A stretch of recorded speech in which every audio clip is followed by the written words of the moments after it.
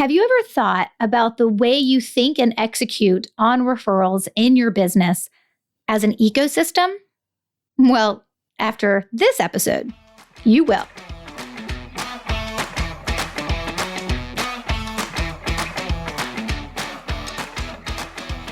Hey there, and welcome to episode 256 of the Roadmap to Referrals podcast, a show about helping you build a referable business. I'm your host, Stacey Brown Randall. The last 4 episodes on the podcast, which was episodes 252 through 255, were conversations with current BRB members. If you're new around here, BRB stands for Building a Referable Business, and BRB, of course, is our coaching program. Through those episodes, I chatted with a business consultant, a real estate agent, a custom book and magazine publisher, and a business and energy coach. As an aside, if you're wondering, we will totally be doing this again with other business owners that are in BRB right now. We've got a financial advisor, CPA, and attorney on deck. But just keep your ears open here on the podcast for the next time we do a What Are You Learning in BRB series, or as we call this previous one, a peek inside a referable business. Okay, so throughout those interviews, you heard each business owner discuss what they were learning and implementing in their own business. What they are working on is building their referral ecosystem. Okay, let me explain what I mean by ecosystem. Defined in science as consisting of a community of organisms together with their physical environment. Okay, that is how science defines ecosystem. I actually had to look it up because I wasn't 100% sure of the official definition. So I looked it up just to be sure. But if you think about it, your business is the same, right? Your businesses, the way you operate, the way you work with clients, the way you bring clients in, right? When you're actually delivering on the work, when you are managing your processes and procedures and your communication and your technology, right? All those things make up your own business's ecosystem. And we see referrals as fitting into that ecosystem of your business in many, many ways. In our world, we call it the referral ecosystem, thinking of your referrals from an ecosystem perspective. Okay. And what we mean by that is not a singular approach, but a multi-layered or a multi-strategy approach to how you extract referrals from your business, and doing it in ways that are sometimes just part of the process and other times a specific strategy you're executing on. So with our referral ecosystem, I thought it would be easy and make it a little bit easier for you. So for this episode, we actually created a packet you can download. I say packet. It's not like it's 15 pages. It's just a couple of PDF pages.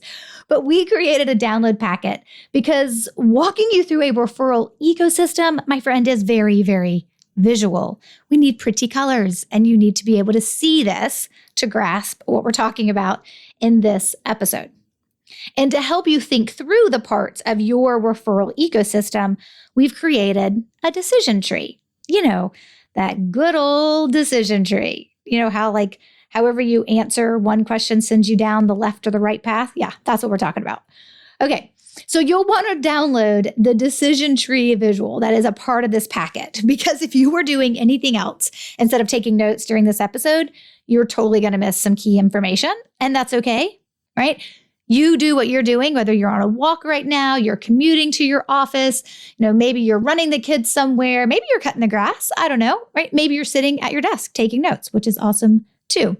But most people listening to podcasts are sometimes doing other things where they can't take notes. So please make this easy on yourself. With this episode on the show notes page, download the ecosystem packet, because it will make your life so much easier. Okay. And of course, the show notes page for this episode is stacybrownrandall.com/256.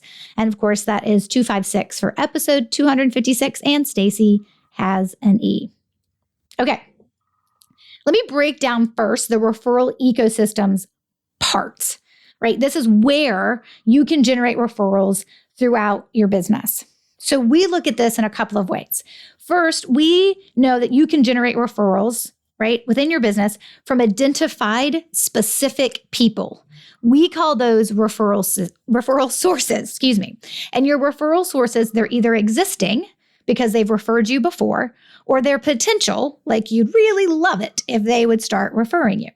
So one place where you can generate referrals in your business is from identified specific people. The next place, though, in your business where you can really generate those referrals is through your client experience. The next part where you can generate referrals is through the buyer's journey with your prospects. And then, of course, the next place where you can generate referrals is through your networking and your marketing, but in very specific, narrowly focused ways. So these sound like, okay, there's 4 places where I can generate referrals. There's actually a lot packed in to those 4 places, but let me give them to you again, and then we'll kind of dig in so you can understand what this looks like. Again, the visual that goes along with this episode in the referral ecosystem packet at stacybrownrandall.com/256 will make your life so much easier. So definitely go snag that download. Okay, but here they are again, those 4 parts of the referral ecosystem. Generating referrals through or from identified specific people, existing referral sources and potential referral sources, through your client experience, through the buyer's journey with your prospects, and through parts of your networking and marketing. Now, if you really think about those, that really touches a lot of your business. It doesn't touch every single part of your business because referrals are, in fact, by nature, sales. They're business development, right? Referrals are potential new clients.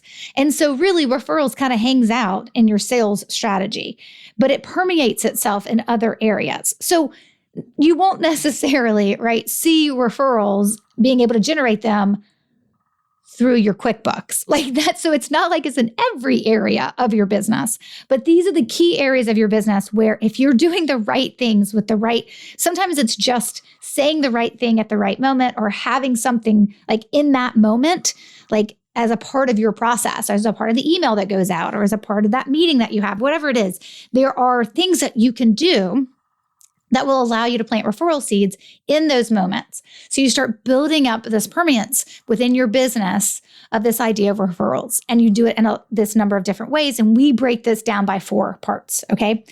So here's the thing I want you to understand before we dive into this fancy decision tree. Referral generation is never singularly focused, right? It is never going to come in from just one place.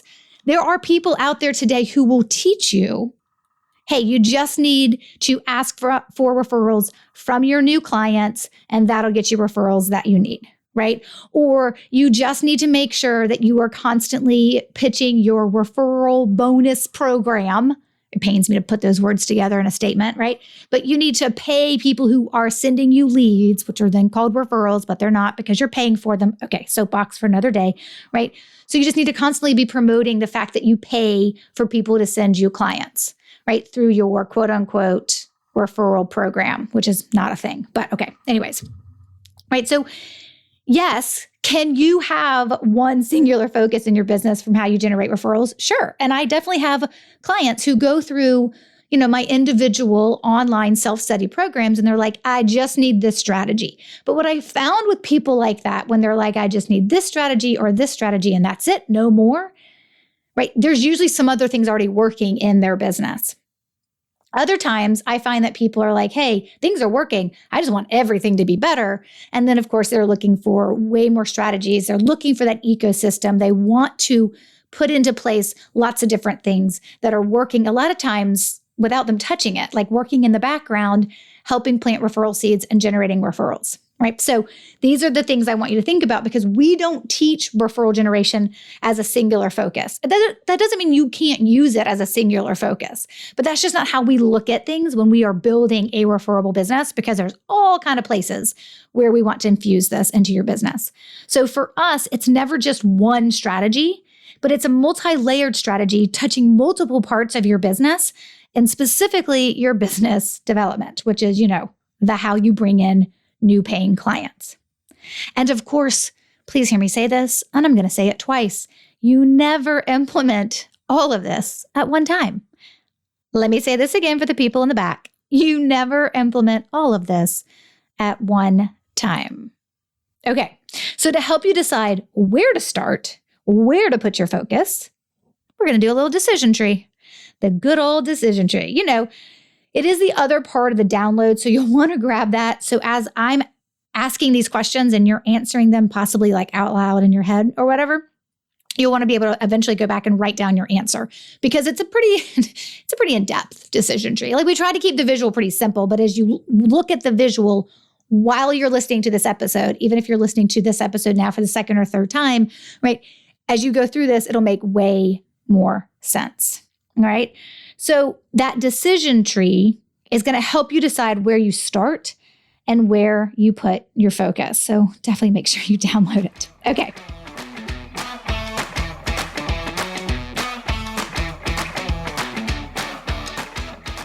Hey, pardon the interruption.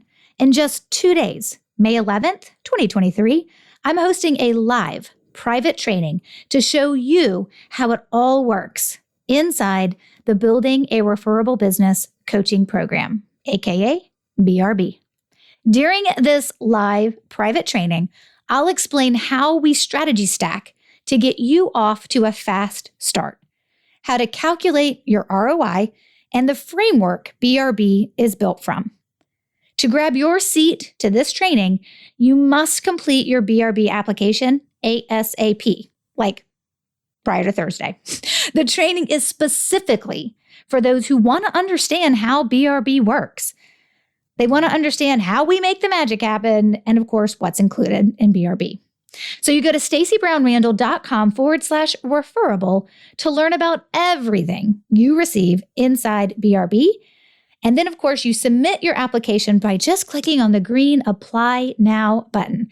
You'll answer a couple of questions, and then you just wait to see if your application has been accepted. Of course, the link again is stacybrownrandall.com/referable. Complete your application now, and if it is accepted, you'll receive all the information you need, like the live link of where we're hosting the training.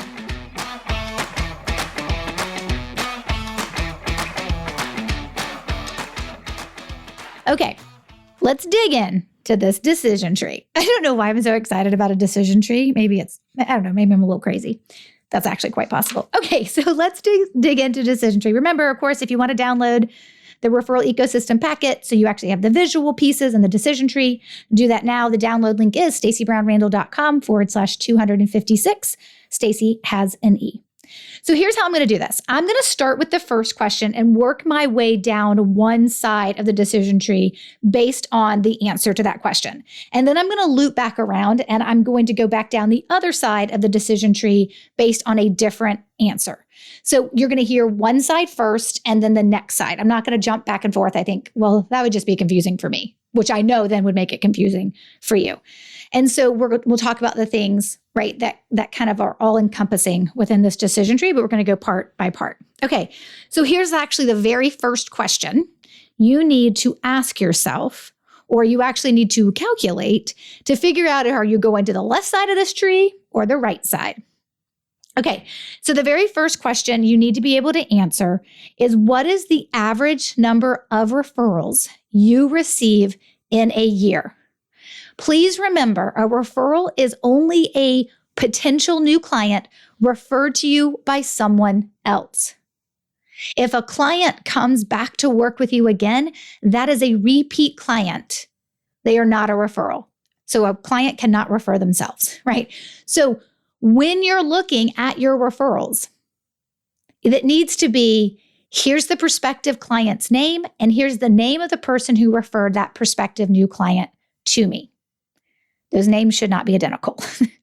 Okay, so when we are looking at the average number of referrals that we receive in a year, we actually are trying to get up to 3 or 4 years worth of data. right? So if you're working with me in BRB, this is actually the pre-work that you complete. Right when you join, you start on this pre-work. It comes to me, I review it, and then we hop on an onboarding call and we dig into the data because that tells me like everything I need to know about what I want you to accomplish when you're in BRB.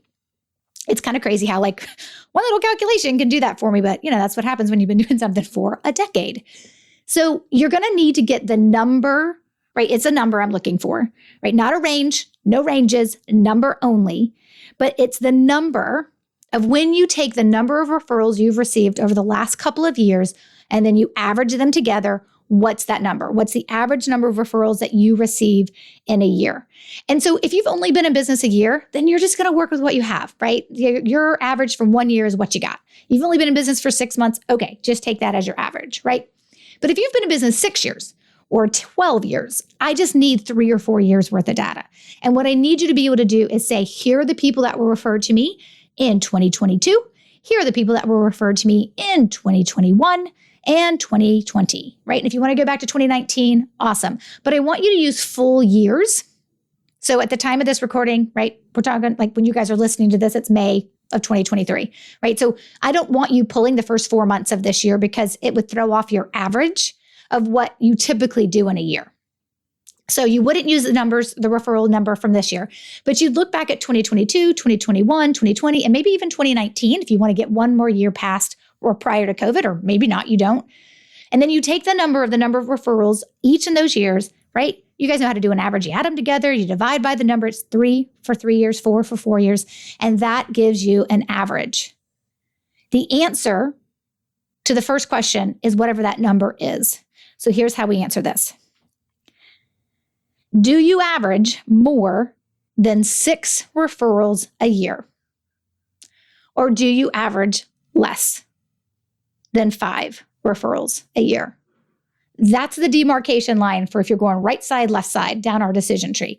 So is your average number higher than 6? Is it 6 or higher? Or is your average number 5 or lower? Okay, we're going to assume right now, we're going to go right down actually the left side of the decision tree, that it is more than 6. Your number could be 12, it could be 22, it could be 33. Your number is your number, right? It's just 6 or greater. So that's going to send you down the left side of our decision tree. And so here's the thing. This isn't like a typical decision tree where, it is a series of questions, but sometimes you've got to pull some information to actually be able to answer the question as well. So I want you guys to think about it in this way. So, okay, more than 6 referral sources. Awesome. We're on the left side of our decision tree. The next thing, the question you got to answer is, do you know who they are? I know that sounds so like, duh, but you would be surprised that people don't. Now, if you did the calculation to get to your average, right, then you should have this information. I hope you didn't guess. Please don't guess on that first question because you don't know if it's true. Your guesses sometimes are wrong, right? It just is what it is. So the question is do you know who they are? Like, do you know their names, right? If the answer is yes, right, then you just keep going. Right? So let's look at this from the answer is yes versus the answer is no. Actually, let's start with the answer is no. If the answer is no, guess what? You stop there and you go get the names so that then the answer can be yes, right? So no is like a dead end on the decision tree, right? So do you know who they are? Who are your referral sources, right? So no is a dead end and it's forcing you to go back to yes, which means you're going to make sure you have their names because here are the things I want you to understand and the questions you'll answer when you know who they are, the names of your referral sources. Okay, great. If you know who they are, right? Which one of your referral sources are active versus inactive? The next thing you'll start paying attention to is what is your closing ratio, right? So your closing ratio will tell you how many of your referral sources, how many of your referrals are you closing? Because if you know who they are and you know who the clients were, the prospects were, you know who became a paying client and who didn't. But we dig in even deeper to our closing ratio. So some of these questions aren't the answers send you down a different direction. These are all just questions in order, right? So first, yes, I knew who my referral sources are, right? The next question is, do you know who's active or inactive, right? The answer is, if it's no, you got to answer it before you can move on. You'll see this when you download the visual, right? Are they active versus inactive, right? And then the next question is, the closing ratio, right? What is your closing ratio? And that's really a number, but it leads you into, based on that number, do you have any quality issues? Like, are you getting referred non-ideal clients that you can't close into paying clients? That's why you have a closing ratio issue, right? So if your closing ratio is high, awesome. But if it's not, do you have a quality issue? Or do you have a closing issue? Meaning when you're talking to that prospect that's been referred to you, do you know the critical couple of questions you're supposed to ask throughout that process to help them close themselves because they were referred to you? So you may have a closing issue. Those are all numbers and they're all metric based, right? It's always a percentage based, right? So you can look at your closing ratio. And if your closing ratio of your referred prospects is like over 50%, you may look at that and be like, I don't have a quality issue. Or you may dig in and be like, you know what? I don't have a quality issue from these 7 referral sources, but these 4 consistently send me non-ideal potential clients. So you have to dig into that quality issue. Is there any quality issues from any particular referral source? And one bad referred prospect does not make a quality issue.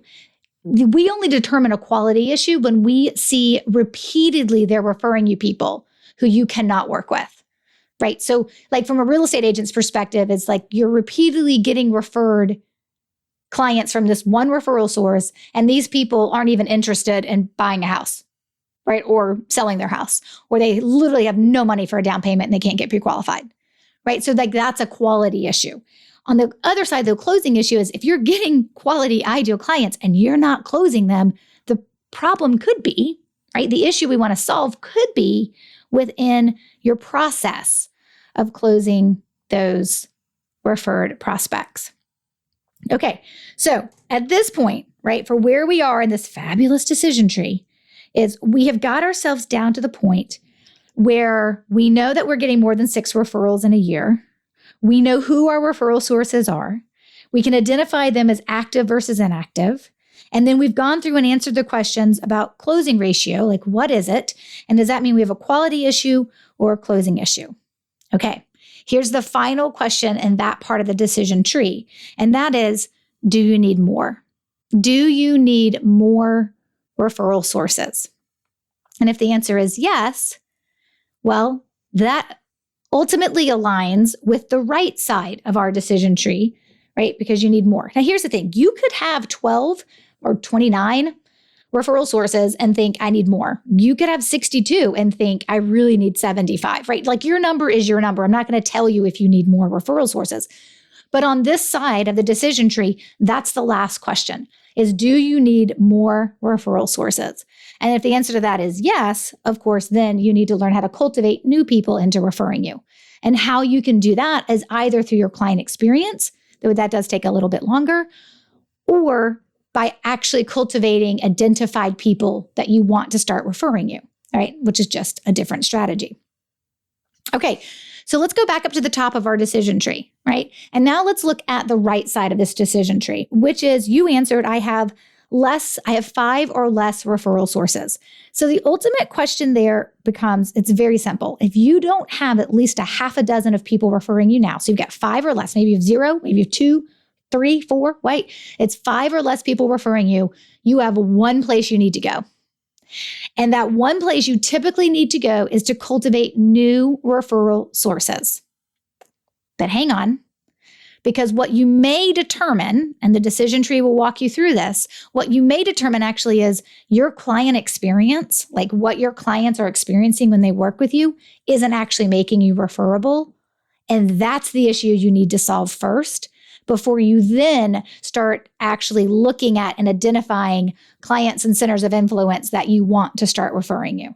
I just had this conversation with somebody who applied to join us inside BRB, and they're like looking at all the metrics right within their business, and they're like, oh my gosh, I actually need people believing and trusting that I am an amazing person to work with. I need to build up my client experience. I need to make that more referable, right? So going through the decision tree and you coming to that realization, I would say, great. Then the very first strategy I'm going to stack for you inside BRB is our referable client experience strategy. But we will move very quickly into other strategies that start working a little bit faster. But if you believe the reason why you have less than 5 people referring you is that your client experience isn't all that referable, then that's where you're going to start.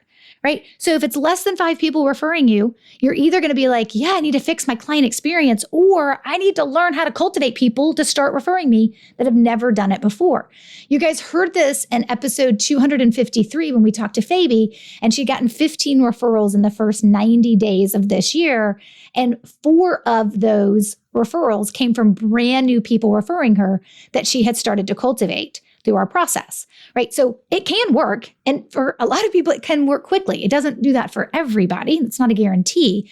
But the idea there is that it's looking at this and deciding, where's it all not working within my business and where are the pieces and parts I need to fix?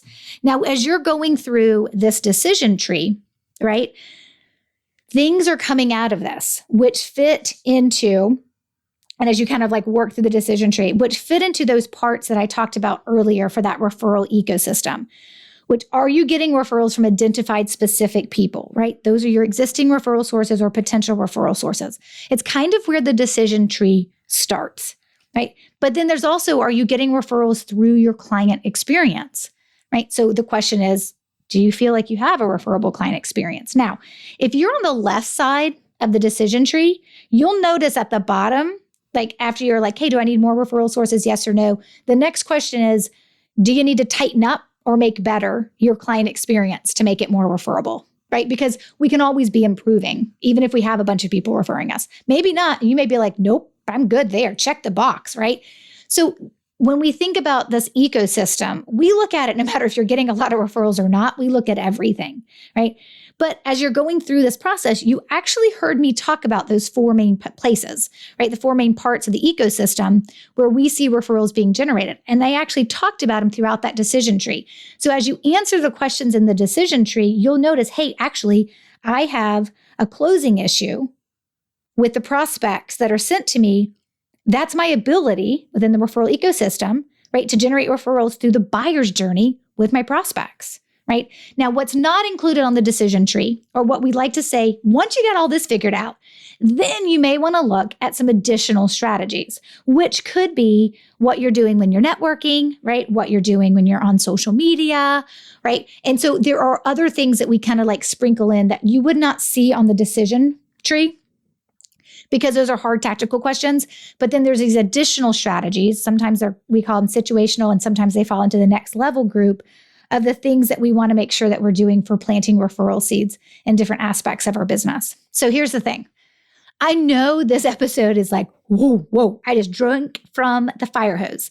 This is why I'm asking you to please download your little referral ecosystem packet so you can get the referral ecosystem, like the overview, right? The visual. And then, of course, you can also get the decision tree and understand how we work ourselves into deciding where to start. That is what the decision tree is ultimately doing for you. And so that's important as you kind of walk through all this, that you know that. So again, don't forget, you got to go download the referral ecosystem, like worksheet packet, whatever you want to call it. And the show notes page where you can get that is stacybrownrandall.com/256. Stacy has an E. And I started this episode by talking to you about the 4-part series we did, a peek into a referable business, right? The 4-part series we did where I talked to current BRB members about what they're learning, what they're implementing, their aha moments, and of course, their thoughts on being a part of BRB. And those were episodes 252 through 255. But if you're interested in listening to other episodes where I talk to BRB members, you can check out episode 243. And that's when I talk to Mark and Lori. They're with a B2B lead gen company. And we actually talk about referrals and delegation. So if you have a team or an assistant or a coordinator or somebody who can come alongside you as the business owner, that is a great episode you're going to want to listen to.